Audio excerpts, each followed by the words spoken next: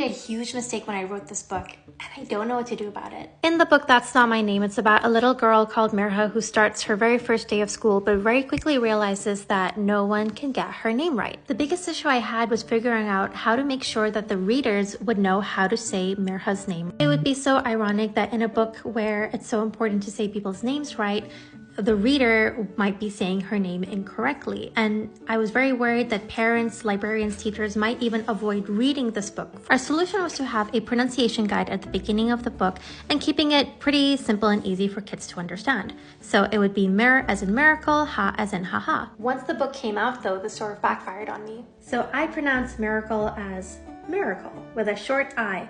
However, when the book came out, I had a lot of people saying that the pronunciation guide didn't make any sense because they say it as miracle or miracle. I didn't account for regional accent differences. So funny because I ended up posting a read aloud video and people were telling me that I was saying this character's name wrong. I ended up making a follow-up video asking people for their suggestions on what the word correlation pronunciation should be. And people were giving a lot of different examples of maybe using something like mirage. However, some people could say that as mirage. A lot of different examples, but we kind of just realized that there isn't any word in the English language that has that M-I-R combination to it, because we realized that like nothing was really fitting. So for those of you wondering, how do you say Mirha's name? Mirha.